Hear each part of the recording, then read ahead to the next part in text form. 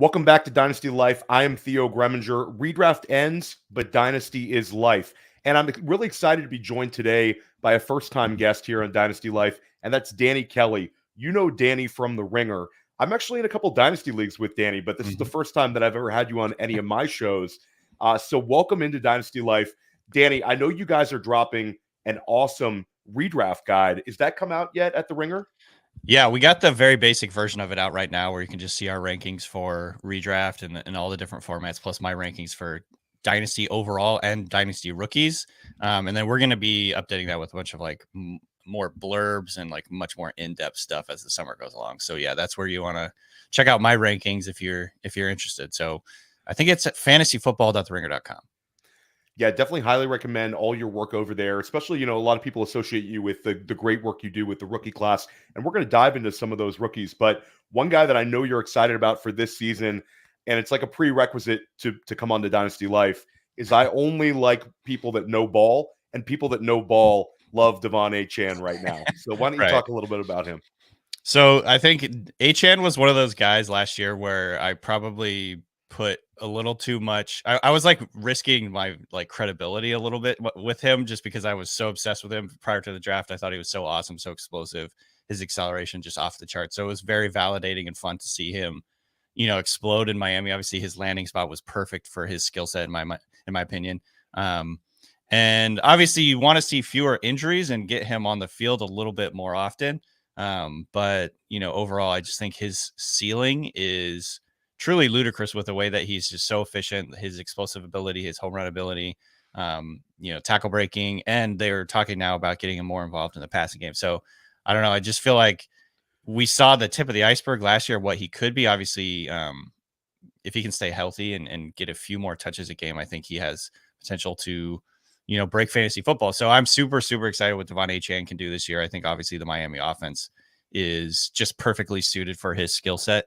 And, when you get a guy, when you get a perfect skill set and a high octane offense with that, the results can be really, really spectacular. So I'm going out of my way to get Achane this year as much as I can. Yeah, and it's funny. You see the Jalen Wright impact sort of on his ADP, where he went from a second round pick on underdog to now you get him sort of the middle of the third. I think the market sort of overreacted to a rookie that we like, but not a guy. I mean, we're talking about a fourth rounder. It's not like they took somebody in the second round. Right. One thing that I think is interesting, and this is certainly not on the show sheet, but when it comes to Dynasty, you saw with De'Von Achane and also backs like James Cook, backs like Jahmyr Gibbs, and certainly in a small sample size, Keaton Mitchell, and Kyron Williams for that matter, even though he's a sort of a different type of athlete. But a lot of these 190-pound running backs, a lot of two-way ability there, and for most cases, a lot of speed. Do you think we're going to continue to see the smaller backs make big-time fantasy impacts, whether it's a season long? You say the injuries, but we don't take zeros in this game, Danny. So those guys that can give us those big weeks, despite maybe missing a couple, we can kind of live with it. You think this is a new normal? It feels like it. Yeah. I think, obviously with the way that the teams are using committee approaches at the running back spot is I think not going anywhere. There's just fewer and fewer guys that teams are going to be willing to give, 20 plus touches to an inning game. It's just like teams are wising up, I think, to like the reality is that like very few guys can survive that long of a season. And it's just not good, for the overall effectiveness and long-term value of that player. And so, I think more and more teams are going to start using committee approaches and even like wider ranging committees, I guess. So it's like 50-50 splits and things like that. So like being 190 pounds isn't quite as big of a deal as it used to be. Also, the way that the game is changing, things are more based on space and explosiveness, and teams, I think, really truly value explosive plays more than maybe they used to, or at least they're a bigger focus now. Obviously back in the day it was like, oh, establish the run, impose our will on the defense, blah, blah, blah. And that's still certainly, in the mind of a lot of coaches, but I think like the value of explosive plays and how often and how much that I think affects your ability to score on any given drive. And teams are starting to see that. So these explosive players are being much more highly utilized in a bigger focus in the passing game and in the run game. And so, guys like, Devon Achane, Keaton Mitchell, nobody really saw Keaton Mitchell coming last year, and he was awesome for the Ravens. And so guys like that, I'm definitely paying much more attention to, because in the past it was like, oh, these guys are outliers, they'll never happen. But with the way that the game is being played now, the way it's evolving, I think they're going to be bigger and bigger parts of offenses. So yeah, I'm definitely much more open-minded about guys that are like sub 200 pounds, even though obviously you're probably never going to get elite volume. The guys that they just are so efficient and explosive and can be utilized in the passing game, I think they are going to be big time fantasy, factors going forward. Yeah, I love it. And we've seen sort of a number of positions sort of shrinking, those high value touch guys at the running back, but then the tight end position, we're seeing all these 6'4", Right. 245-pound guys, very much in demand. And those low BMI wide receivers have been really, really hitting when they get the draft capital. So exactly, let's stick with this. Let's go with the veterans here, because you just did your redraft guide and you're adding a lot more to it. But if you could know the final stats of any single player this year, who would it be? Maybe the one that unlocks a couple teammates, maybe the one that's an ADP steal. I think the one guy I really want to know his final stats for is Aaron Rodgers. Like, what, you know what I mean? Like, what is this offense going to look like if the ideal version of Aaron Rodgers happens this year? If he does the thing that he's done in the past, he did this for the Packers where he had a couple down years and then all of a sudden he came back and had these monstrous MVP seasons, like 40 something touchdowns to 3 picks. Like, this is in, I think, the range of outcomes, even though he is certainly older than he was at those, in those seasons. I think he's got a ton of talent around him in terms of Garrett Wilson, Breece Hall, some of the younger guys on that Jets offense. And so if their offensive line can gel and keep him upright, this could potentially unlock a mass, like a bunch of really high value players in terms of this offense. And so I'm very excited what Aaron Rodgers can do. What does it mean for Garrett Wilson? Is Garrett Wilson just going to be a league winner this year? I think that's certainly a potential thing. I'm really, really high on Breece Hall this year. I think regardless of what Rodgers does, I'm super high on Breece Hall, but he's the first one that came to mind when you asked that question, because I'm thinking like this Jets offense was pretty much unwatchable last year, and now it has a chance to be pretty good and create value out, not just with Garrett Wilson and Breece Hall, but some of the other guys.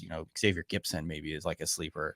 Guy like Alan Lazard still hanging around, and some of these other like Tyler Conklin. I think he's still potentially a guy that nobody's talking about who could have 100+ targets this year. So these are some of the players I'm interested with the Jets. Yeah, I'll say this: you're the first guest I've had, maybe ever, bringing up Xavier Gipson. So big shout out to Danny Kelly on that one. Get the people going. Yeah, deep cut for sure. How about a rookie? We're going to dive into this rookie class, but you could go a number of ways with this one. But yeah, which rookie do you have your eyes on and you're like, I want to know how that guy ends the season? So not to be boring, but JJ McCarthy. I would love to know what JJ McCarthy is going to do this year. Obviously, number one, the question is he going to be the starter in week 1 and going forward?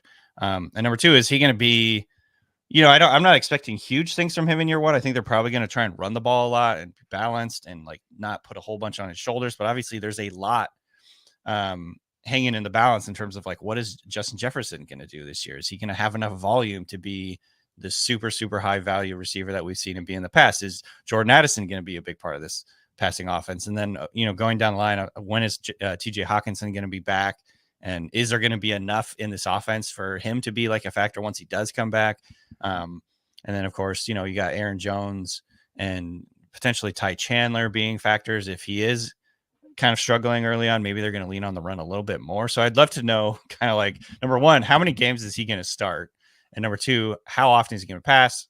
What kind of volume are we going to see from him? What kind of touchdown rate are we going to see from him? Are we going to be like, if we knew JJ McCarthy's stat line right now, like it would tell us immediately whether to be on, guys like Justin Jefferson, Jordan Addison, and the running backs, and like the inverse, the running backs, like maybe we want to be more like higher on Aaron Jones because this is going to be a struggle bus a little bit for JJ McCarthy. Yeah, and I think it's also what's interesting with McCarthy is one thing that a lot of people aren't really talking about is, does Minnesota have plans to use him as a runner? Because, the athleticism, the Michigan people talk, in droves about just how truly athletic this kid is in their offseason program is very recognized. But are they going to use him? Because this is a coaching staff that got fantasy production out of guys like Josh Dobbs, out of guys like Nick Mullins. Nick Mullins threw a lot of picks, but the yards were certainly there. So that'll be one to keep an eye on.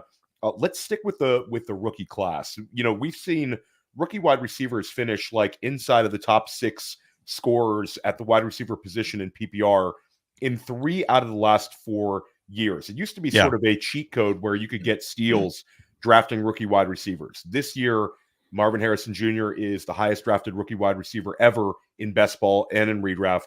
And Malik Nabers is set to be the highest, would have been the highest ever had there been no Marvin Harrison Jr. Right. So my question to you is, now that we know the landing spots, who is the highest scoring rookie wide receiver? Does Marvin Harrison Jr. return value where he's being drafted?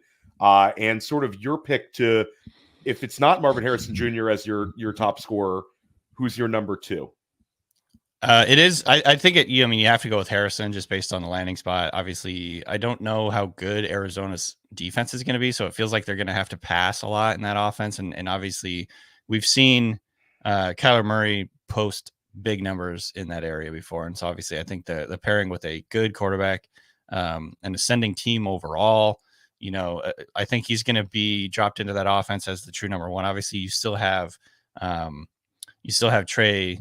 What's his face now? McBride. Trey McBride. There to kind of like help draw some of the defense in. So I think there's a big opportunity here for Marvin Harrison. Is he going to return value? That's a big question, obviously, because people are super excited about him. And he's getting taken really, really early in drafts. I think in terms of if you're looking at the best value for the rookie receivers, it might be Nabers because he's going significantly lower, quite a bit lower. Just based on like the surrounding cast and the quarterback situation with Daniel Jones. It sounds like Jones has already started to like separate himself, from the pack. There was a lot of rumors in the offseason and kind of speculation that maybe it was going to be Drew Lock. I don't think Drew Lock would be necessarily very good for the overall ceiling of Malik Nabers, but I think Daniel Jones, if he plays up to his potential, obviously, I don't think he's going to be a superstar by any means, but like if he can distribute the football, stay healthy, do his thing, I think Nabers is, he brings that potential to be a top 12, top 10 receiver and really pay off on his ADP. So I would say Nabers is kind of like the guy I would be targeting just because Harrison Jr. has already like been steamed up quite so, he's been steamed up so high. And then, past that, I think Xavier Worthy is such a fascinating one. I don't know, how this is going to work out in Kansas City in terms of year 1, because in the past they've generally speaking slow rolled their receivers as rookies and kind of like slowly worked them into the offense. We saw Rashee Rice didn't really get going until like the halfway point of last season. And so, there's also a couple other guys that are still around. Like Rashee Rice is going to be playing at some point. Obviously Kelsey's there. You don't know what's going to happen with Kadarius Toney.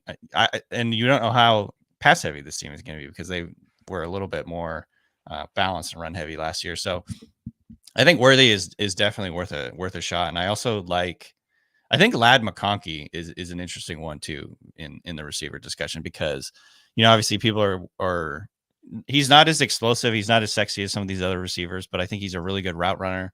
He's really dependable. He has some run after the catch ability. He's extremely explosive and can separate. So I think he is a very interesting guy to watch. And obviously people are worried about this offense and how much passing is going to be going on here. But I think people are kind of glossing over the fact that he got paired with Justin Herbert a little bit. Like the efficiency could be so good with Herbert that the volume isn't as big of a deal as we think it's going to be. So to me, those 4 are, these are probably the chalk picks, of course, but like those 4 are the guys that I'm definitely like really targeting in redraft in year 1. And I think they all bring potential to be like, wide receiver 2s, wide receiver 1s going forward. Yeah, it's interesting because you bring up the efficiency of the offense, and we know it's going to be run heavy. With Greg Roman, first year in Baltimore, they set the NFL record for rushing yards. But I think that this could be, like you said, it's high quality targets from Justin Herbert. Right. And this could be like a Christian Kirk like wide receiver 1 season if it really falls away with Ladd McConkey getting like 130 targets, but catches a ton of them. I think that you could see that. That's a good comp. And they're kind of, I think, similar players in terms of like, I think McConkey played outside a bunch in college, but I think they're going to move him around. They're going to play him in the slot.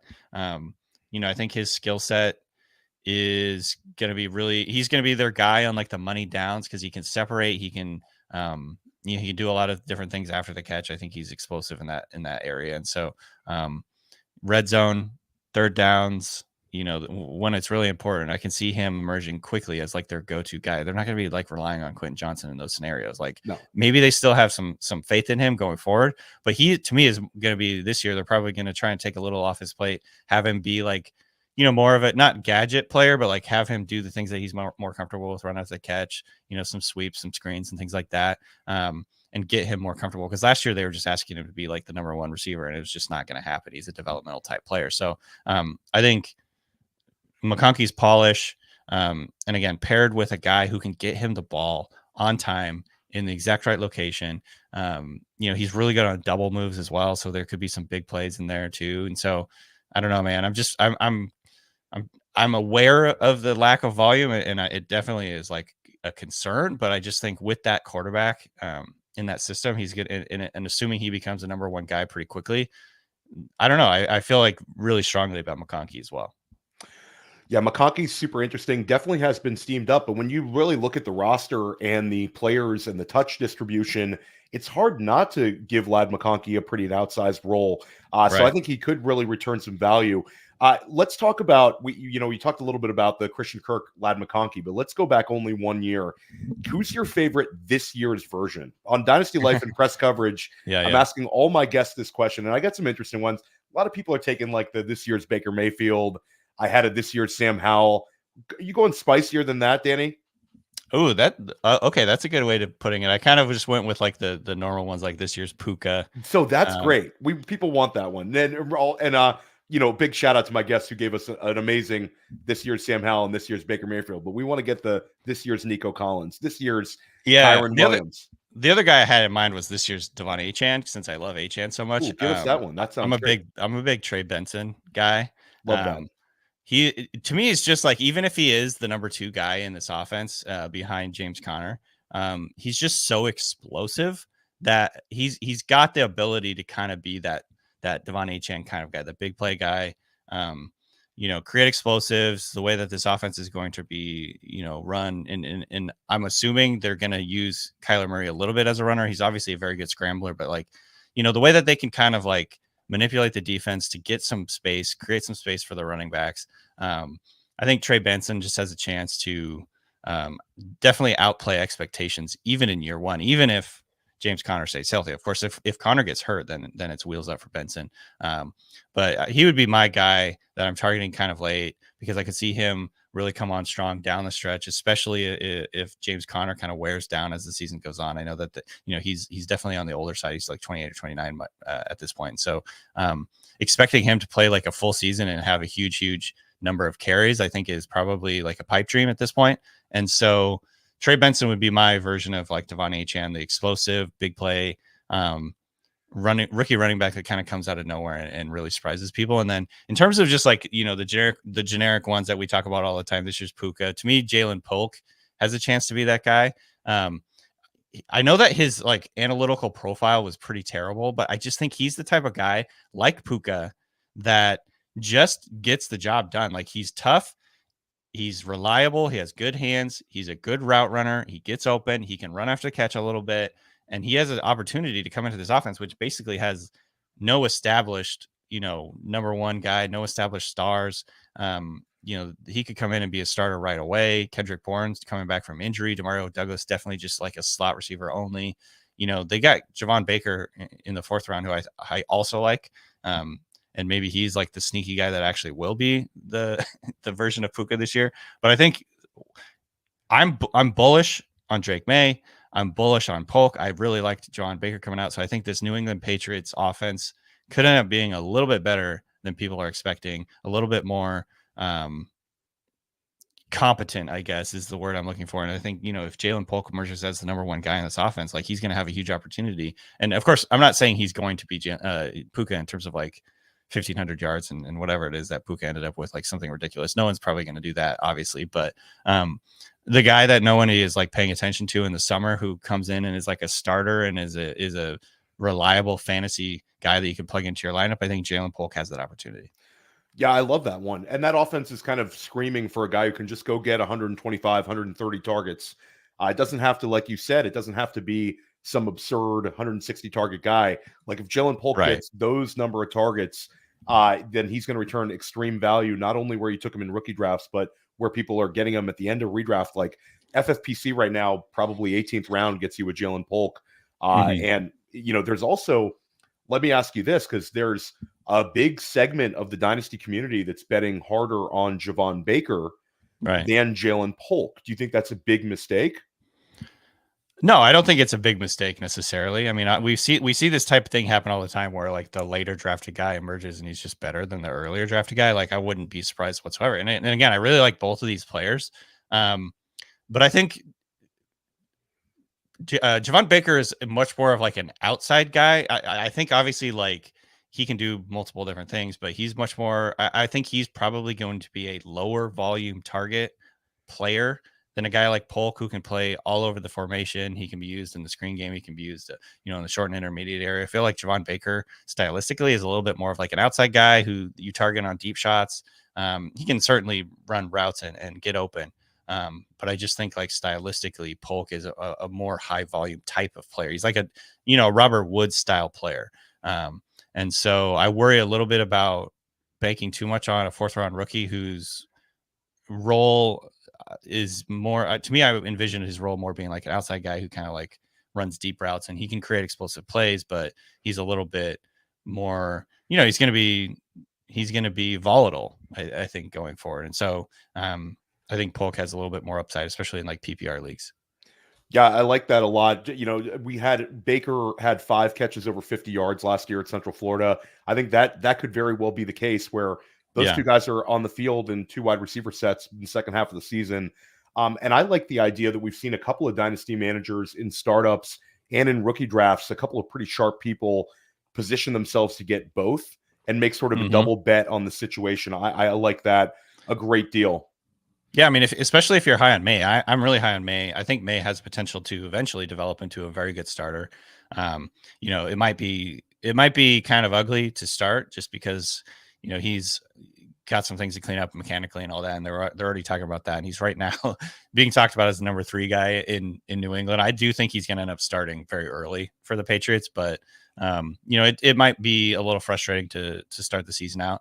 But yeah, like if you're high on May like I am, like, get as many pieces of this offense now because it's never going to be any cheaper than it is right now, I think. And so, yeah, I'm all about it. I like that strategy. I also like Pop Douglas in this offense. And by the way, I think Hunter Henry is a great tight end value late, just based on, the fact that Alex Van Pelt, the offensive coordinator for the Patriots, has always utilized tight ends in his offense really highly. And so I think, this is overall an offense that could have a lot of value, not just this year, but, a couple years down the line.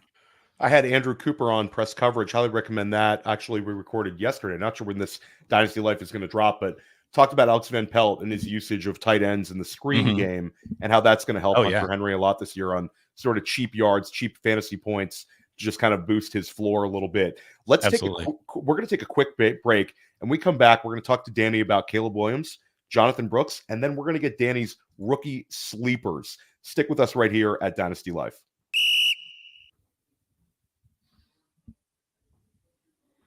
Oh, hey, it's Mr. Breakout Finder coming at you. The Breakout Finder features 3 key tools: a database of metrics that include speed score, college dominator, breakout age, but also Breakout Finder only stats like dynamic score, level of competition, teammate score. All of these things are part of the overall Breakout Finder algorithm that pinpoints the probability that a player will break out. Everyone's talking about my model does this and my model does that. Well, we give you the data points that go into the model. We have a feature that lets you compare players, and then we give you the precise probability of every wide receiver, every running back, sorted and filterable by class year. So when I'm talking to my friends and I need to show them why I'm so bullish on player X, I pull out the Breakout Finder and bam, there he is. So go to the App Store, go to Google Play. It's $5 to get the Breakout Finder, and then a couple extra bucks to get some of these additional enhanced stats. Go download it and thank me later. Welcome back to Dynasty Life. Theo Gremminger with Danny Kelly of The Ringer. Danny, let's double back to Trey Benson. Trey Benson was somebody you talked about their potential as this year's De'Von Achane. Got me hyped. I really love that one. And again, Trey Benson, I think, he could be a 0 RB cheat code because, like you said, if he's just really explosive and productive off of the high value touches, you can get by. And then the weeks where, he gets that full workload, I mean, he's going to be, if that offense takes a step forward, you're talking about he'll be a weekly RB1 in that offense. Right. But let's talk about him versus Jonathon Brooks, because at Player Profiler, we have them back to back in the Dynasty rankings. I think we're a little bit higher on consensus than Trey Benson with a lot of these sites. We love Jonathon Brooks as well. How do you foresee Jonathon Brooks's impact in Carolina this year? And then compare the two in Dynasty, which one you'd rather have rostered? Yeah, so I it's funny because I think I have them back to back too in my rookie rankings, and I think it's big hat tip. Big hat tip. It's tough to decide though, and obviously I think Jonathon Brooks, he feels like a safer, higher floor pick to me because I think his skill set is perfect. They obviously valued him really high in the second round. I think he can come in and play on all three downs in terms of like he's going to be involved in the passing game. He's really, really elusive, really slick with his footwork in terms of making guys miss. Just an all-around good player. But obviously a couple different things come to mind here. I don't know if he has the explosiveness that Trey Benson has. And number two, he's coming off an ACL injury. So there's always just a little bit of uncertainty there. How long is it going to take him to get in, the number one role in this offense? How long is it going to take for him to even get on the field? I don't know. And obviously he's in a pretty bad offense, I think. And, that can kind of hold him back in the short term. You could be a little bit frustrated with like the number of touches he's getting late in games because they're always playing from behind. There's things like that kind of worry me about Jonathon Brooks, but I overall, like, he's my RB1 in this class in terms of the rookies. And I feel pretty good about drafting him for the long term. In terms of Benson, I just, watching him, he's just so explosive, so elusive, incredible body control and balance, ability to like absorb hits and keep moving. I think there's more meat on the bone for him as a pass catcher than he showed in college. I think obviously they didn't really utilize him as a pass catcher much, and they had a heavy rotation at Florida State. But to me, he has that ability, the natural ball tracking and natural, pass catching ability to be more heavily utilized in the passing game than he was in college. So we'll see how that all pans out. But again, this is a guy that's in a really good offense, or I think will be a really good offense in Arizona. Obviously he's kind of blocked right now by James Conner, but he feels like the heir apparent to James Conner, and James Conner is not going to be around for probably, he's probably done after this year. And so, there's a real path here for Benson to be the number one guy in a good offense, an explosive offense. And so it's very tough to choose between Brooks and Benson because, ultimately Brooks might kind of struggle in his rookie year, just coming back from the ACL. We've seen a lot of guys have that issue. And so we're really talking about 2025 with both of these guys in terms of like both of them hitting their ceilings. And it's very tough to decide between the two. So of course, that's why I got him back to back. I had Benson ranked higher in my real rankings in terms of like my rookie class rankings. Just, I like the guy a lot. But again, I really like both of them. I think Brooks has a 3-down skill set. He's probably a little bit higher floor than Benson, but I'm chasing the upside with Benson. And I think that there's a very good argument about what you just said. And I think one thing, if we do a mental exercise, if this Arizona offense explodes this year and Marvin Harrison Jr. is the real deal, Trey McBride's the real deal, Kyler Murray stays healthy, and they continue their ascension, a year from now in redraft, I think it's going to be difficult for Brooks to get past, Brooks to get past Benson in 2025 redraft. Because if this is a top 8, top 5 type offense in Arizona in 2025, I think Benson will be a second round pick when we do our underdog drafts. And Brooks, I like this year, I think he's got top 15 running back potential because I think he's going to catch a lot of passes if he's on the field. Yeah. But at the end of the day, the touchdown equity might not be there in that level of an offense. So it's an okay answer to say, I'll take either on my dynasty teams too. You don't necessarily have to go mental gymnastics on this one, but let's stick back to the quarterback position. Your expectation for Caleb Williams in year one. I think that a lot of people are great on him in Dynasty. Like, when we're doing Dynasty startups now, we're seeing Caleb Williams top 8 all day long. Couple drafts, he goes a little higher. But your expectations, just how impactful will he be in year one? I think he's going to be, I got him ranked as my QB 12 in redraft for this year. So I think he's going to be good right away. And the other thing about him that I love is it's almost funny because I think people would be more excited about this. Maybe it's just because he's in the same class as Jaden Daniels, but I think he's a really good runner. Yeah. I think he's an incredible scrambler, certainly. But I think he's shown toughness. He's underrated, in my opinion, in his ability to make guys miss in the open field. And that's part of the reason he's such a good out of structure, improviser in terms of like, he can like, he's breaking people's ankles like constantly as a scrambler. And so I think he can add a little bit as a scrambler too. They're obviously not going to utilize him in the designed run game in the same way that Jaden Daniels will. And that's why I got Jaden Daniels ranked quite a bit higher in redraft. But overall, his combination of elite passing potential, obviously he's landing in a system in a team with really good offensive weapons in DJ Moore, Keenan Allen.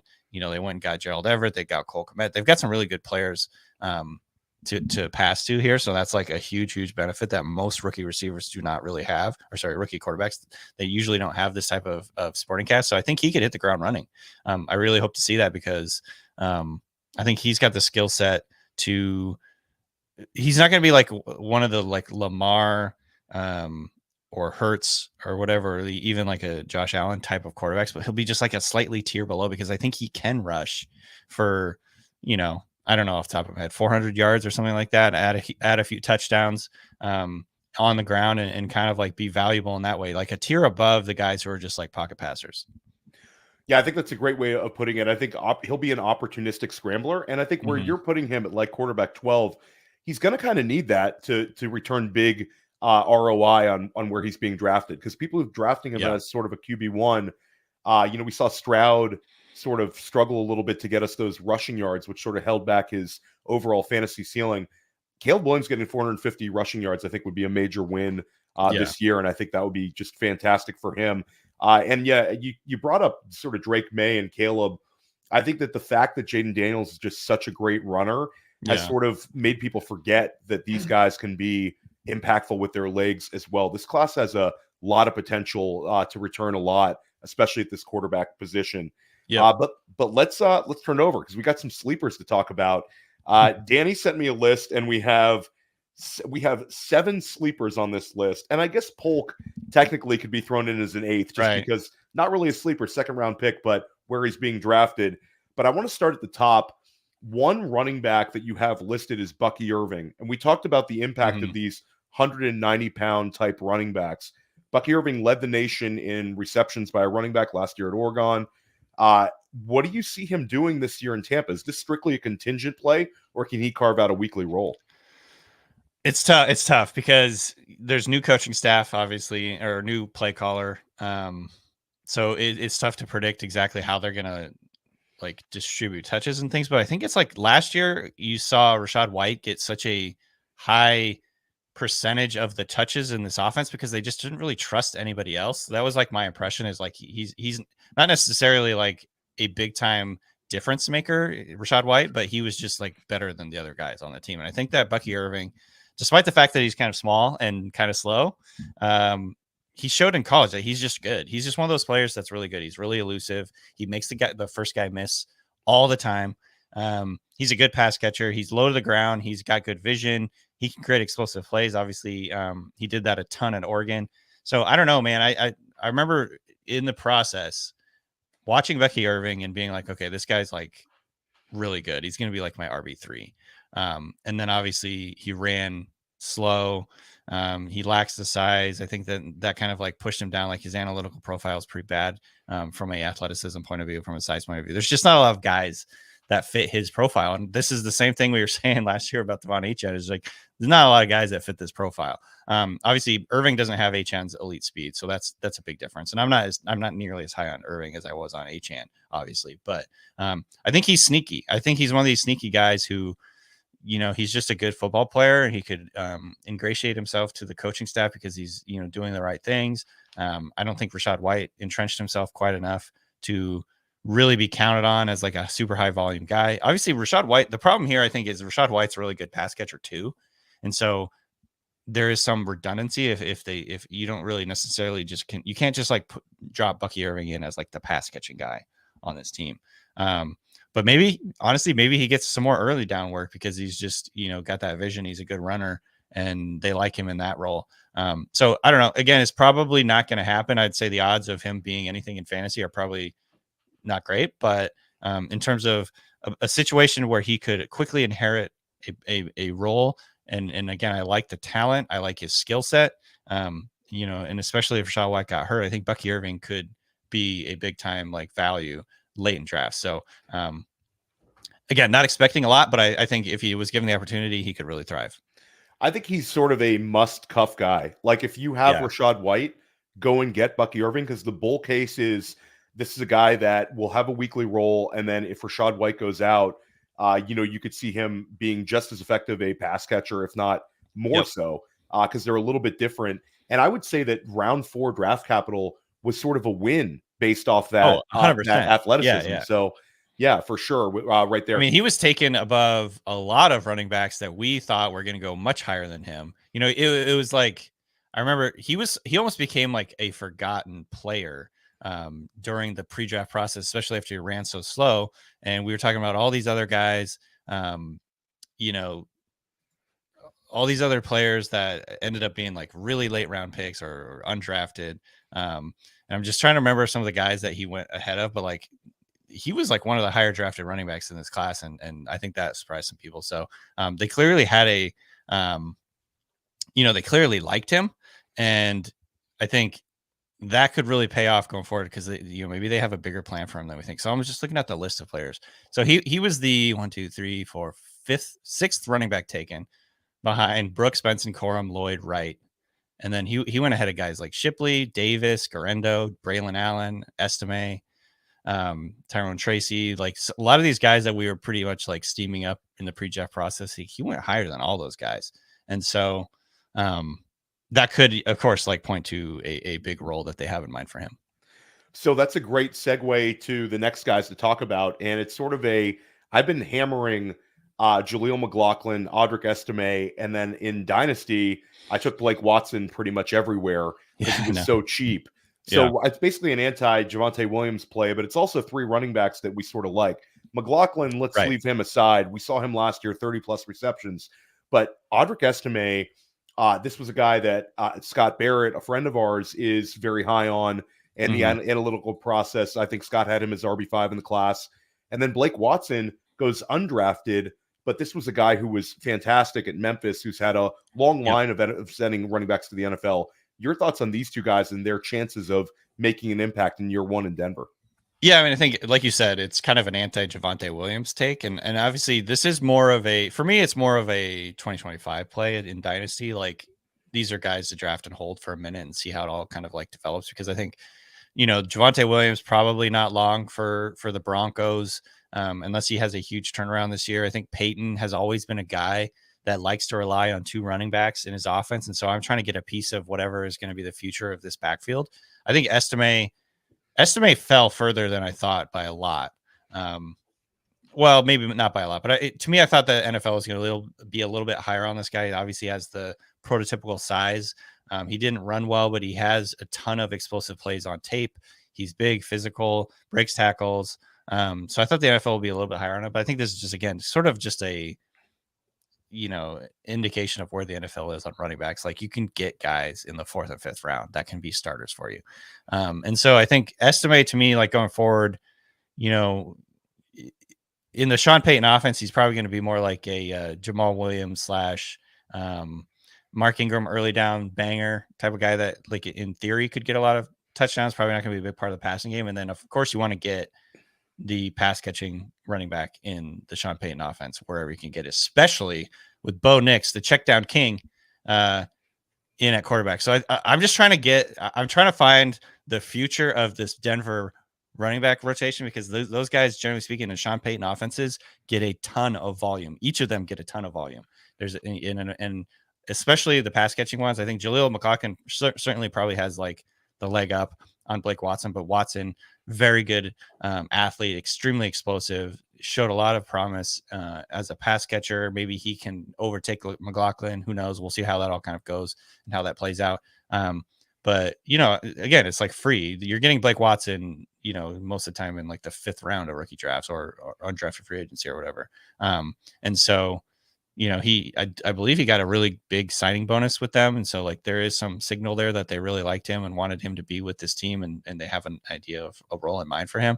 I don't think P Ryan is long for the world in terms of Broncos either. So to me, I'm just like investing in the future of this offense. Maybe not in 2024, and this is certainly not like a redraft take, but I want a piece of this 2025 backfield, and those are the two guys I kind of see there. And I don't think they're probably going to re-sign Javonte Williams.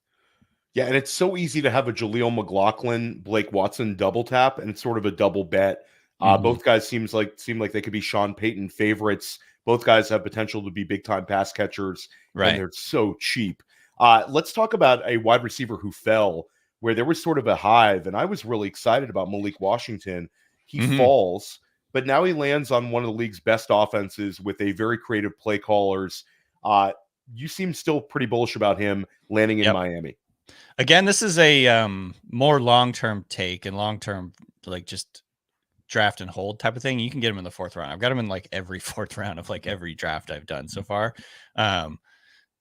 And Malik Washington to me is just like he fell, and I believe I heard the guys on the Establish the Run podcast talking about how there was something to do with an injury that was the reason he fell, which is either reassuring or makes you nervous. It depends on how you look at it, I guess. But to me, he is the perfect type of skill set for this Miami offense. Of course, he's behind several guys in this offense. So I think for now, like Tyreek and Waller are going to be the big time go-to guys. It'll be interesting to see how long Tyreek ends up playing. And, Washington may end up not being anything in the long term because it's just Tyreek and Waddle for the next 5 years. We'll see.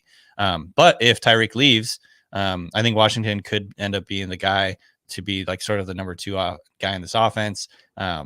He is extremely elusive after the catch, like tough, physical, run after the catch. He's one of the better tackle breaking receivers in this class. He has the most automatic hands, I think, of any receiver in this class that I saw. So like he's extremely reliable over the middle of the field. I just think there's a ton of value there. And again, like you said, this is an offense you want the pieces of. Both Waddle and Tyreek have had injury issues in the past. So maybe this is more of like a injury contingent type of play, like almost like a receiver handcuff type of play.